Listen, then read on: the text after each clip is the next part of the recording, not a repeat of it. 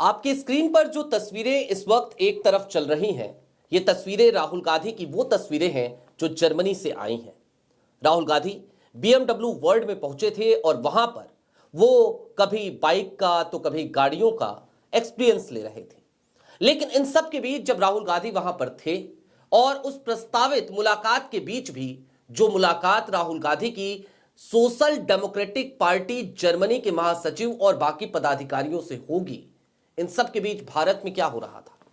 Social democratic party Germany के पदाधिकारियों से मुलाकात राहुल गांधी की वो भी इतनी खास क्यों है? क्योंकि ये वही पार्टी है जिसने जर्मनी में ईवीएम को बंद करा दिया था, बैन करा दिया था। लेकिन भारत में क्या हो रहा था, भारत के सदन में क्या हो रहा था, संसद के बाहर क्या हो रहा था, और वहां पर शशि थरूर भी कौन से नारे लगा रहे थे? जी हां, नारे लग रहे थे मोदी जी के इस्तीफा मांगने वाले, मोदी सरकार इस्तीफा दो, ईडी सीबीआई बंद करो, ईडी सरकार डाउन डाउन। और शशि थरूर इन सब की आवाज में आवाज मिलाते हुए कम से कम आज की तारीख में नजर आए।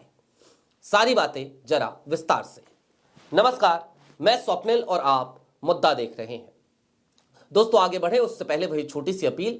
मुद्दा इन दिनों एक गंभीर आर्थिक संकट से जूझ रहा है। एक तरफ हमारे मेन बैंक अकाउंट बीते कई महीनों से फ्रीज चल रहे हैं, तो दूसरी तरफ हमारे 2.5 साल पुराने चैनल को हमसे लंबे समय तक छीन के रखा गया था। ऐसे में डे टू डे ऑपरेशंस में मुद्दा को काफी मुश्किलों का सामना करना पड़ता है। लिहाजा आपसे गुजारिश है, यदि आप चाहें तो छोटी छोटी मदद स्क्रीन पर दिख रहे QR कोड या फिर के नीचे दिख रहे UPI नंबर के जरिए मुद्दा की जरूर कीजिएगा। अब आगे बढ़ते हैं। आपको जर्मनी की तो हमने तमाम तस्वीरें दिखाई ही। राहुल गांधी जर्मनी पहुंचे, खूब हंगामा यहां पर बरपाने की कोशिश की गई और यह कहा गया कि राहुल गांधी सदन के बीच में आखिरकार देश के बाहर कैसे जा सकते हैं। जब भारतीय जनता पार्टी के तमाम लोग ये सवाल पूछ रहे थे तो शायद उन्होंने ये सवाल सदन के नेता से नहीं पूछा। सदन का नेता यानी कि प्रधानमंत्री नरेंद्र मोदी, वो भी तो भाई छोटे छोटे देशों की यात्राओं पर हैं इस समय, कभी जॉर्डन तो कभी इथोपिया। उनसे कोई सवाल नहीं करता, लेकिन राहुल गांधी से खूब सवाल होते हैं। खैर, अब मैं संसद की एक तस्वीर आपको दिखाना चाहता हूं। आज की ये तस्वीर जरा गौर से देखिए।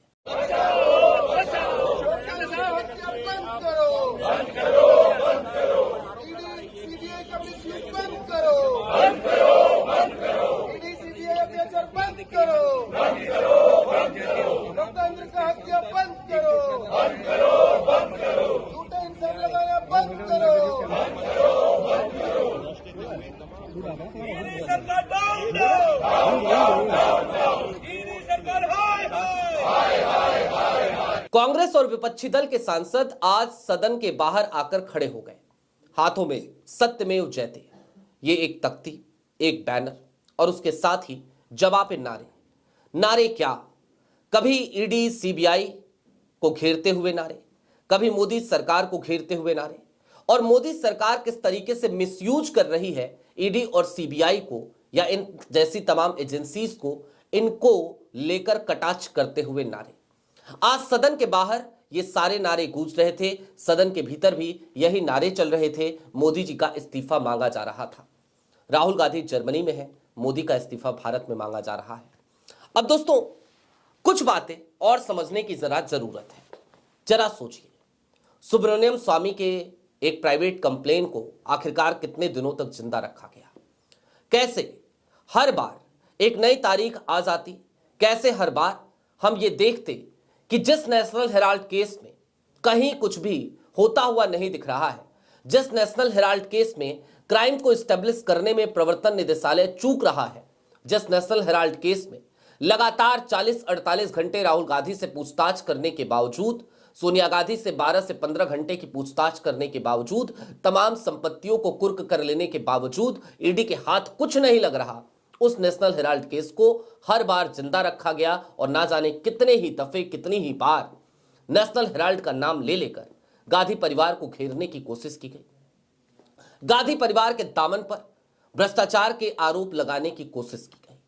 ये तमाम चीजें आज की तारीख तक होती रही, 16 दिसंबर की तारीख तक होती रही।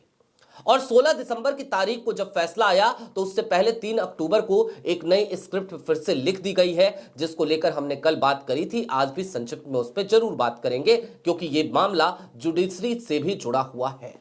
लेकिन 16 दिसंबर को जब स्पेशल जज विशाल गोगने ने अपना फैसला सुनाया तो क्या कहा कि प्राइवेट कंप्लेन के आधार पर यह केस, यह चार्जशीट सुनी ही नहीं जा सकती, यह सुनने योग्य नहीं है, संज्ञान लेने योग्य नहीं है, लिहाजा हम ईडी की याचिका को, ईडी की चार्जशीट को खारिज करते हैं।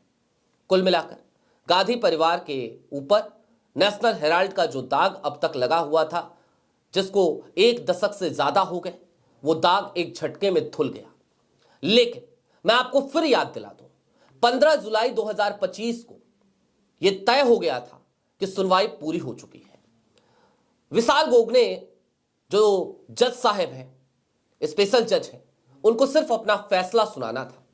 उन्होंने 15 जुलाई को सुनवाई पूरी करने के बाद लगातार 4 तारीखें दी और हर एक तारीख पर एक तारीख नई बढ़ा देते और कहते कि उस दिन में हम आपके मामले पर फैसला सुनाएंगे। और इन सब के बीच 3 अक्टूबर की तारीख आई थी। 3 अक्टूबर को नई एफआईआर दर्ज की गई थी। यह सब कुछ हुआ इसी जुडिशरी में।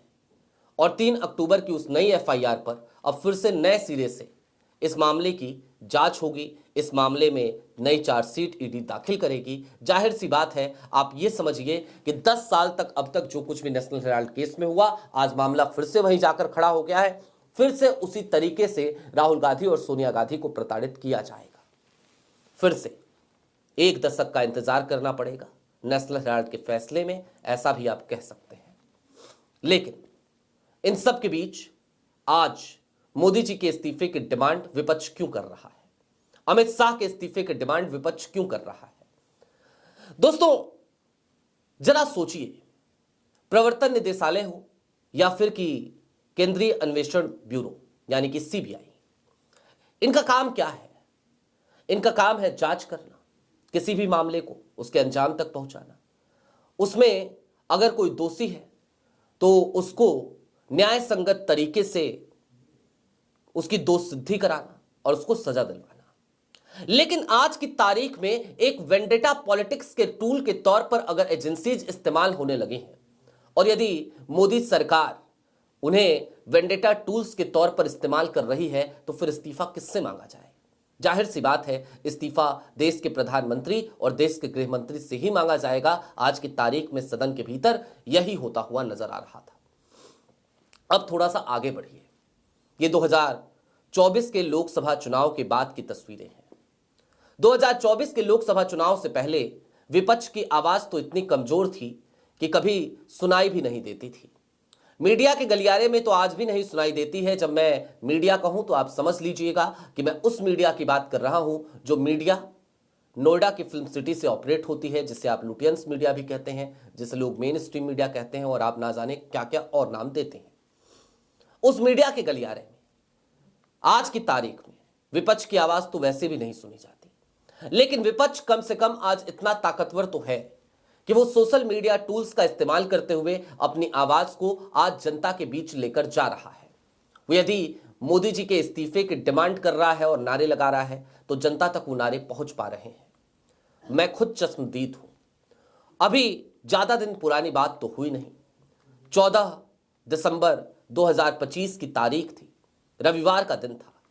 सुबह सुबह मैं दिल्ली के रामलीला मैदान में था और दिल्ली के रामलीला मैदान में आप शायद इस बात का अनुमान लगा सके कि मैं तकरीबन 2 किलोमीटर पैदल चलने पर विवश हुआ रैली स्थल तक पहुंचने में, क्योंकि मुझे थोड़ा वक्त हो गया था।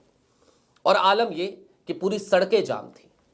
5 लाख की कैपेसिटी है रामलीला मैदान की और यह रैली समूचे विपक्ष की रैली नहीं थी, पूरे इंडिया अलायंस की रैली नहीं थी। यह रैली सिर्फ और सिर्फ कांग्रेस की थी। वोट चोर गद्दी छोड़ के नारे ही थे और उन्हीं नारों के दरमियान 5 लाख की कैपेसिटी वाला रामलीला मैदान, उसके अंदर तकरीबन 6-6.5 लाख लोग थे और सड़कों पे कितने थे आप सोच भी नहीं सकते। अनुमानित संख्या जो मैंने अपनी आंखों से देखा, कम से कम मैं ये कह सकता हूं, जो रिपोर्ट अब तक किसी ने नहीं किया, वहां पर कमोबेश 10 लाख के आसपास लोग दिल्ली की सड़कों पर उतर गए थे और दिल्ली की सड़कें जाम हो गई थी। ये ताकत विपक्ष की है। ये ताकत उन मुद्दों की है जो मुद्दे आज की तारीख में देश के नेता प्रतिपक्ष राहुल गांधी उठा रहे हैं। और राहुल गांधी कौन से मुद्दे उठा रहे हैं? मुद्दे यही तो हैं कि इस देश का जो लोकतांत्रिक ढांचा था, उस लोकतांत्रिक ढांचे के ऊपर आज की तारीख में जिस तरीके से कुठाराघात हो रहा है, वो कुठाराघात होना बंद हो। मुद्दा क्या है?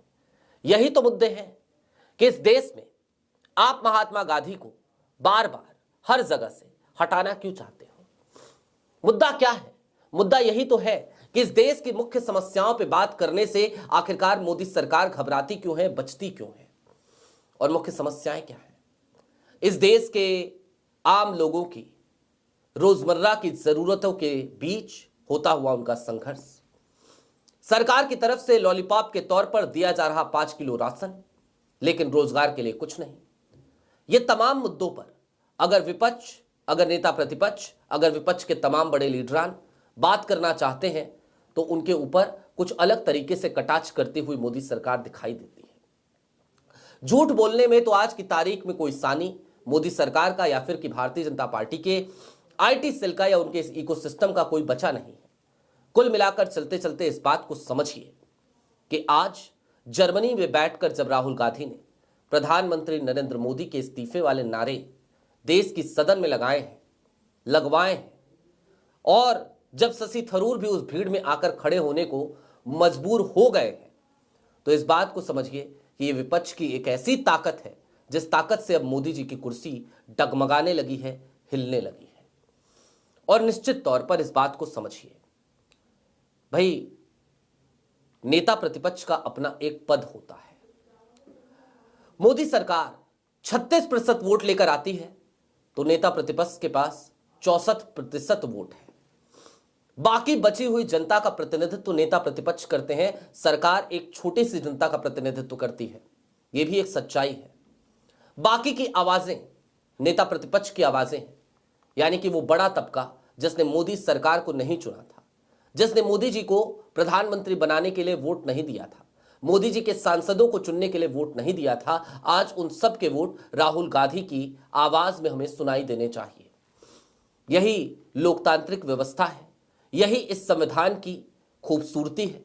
और इस खूबसूरती को दरकिनार करने की जितनी कोशिश इस देश की मौजूदा सरकार कर रही है, यह हम में से किसी से भी छिपा नहीं है। सच्चाई तो यही है कि आज ये जो नारे सदन में लग रहे हैं, सदन के बाहर लग रहे हैं, कहीं ये नारे सड़क पे ना लगने लगे। आपकी क्या राय है कमेंट बॉक्स में जरूर बताइएगा। अभी के लिए दीजिए इजाजत। चलते चलते फिर वही अपील, चैनल पे नए हो तो सब्सक्राइब करते हुए जाइएगा, सक्षम हो तो मुद्दा की छोटी छोटी मदद जरूर कीजिएगा। बहुत शुक्रिया।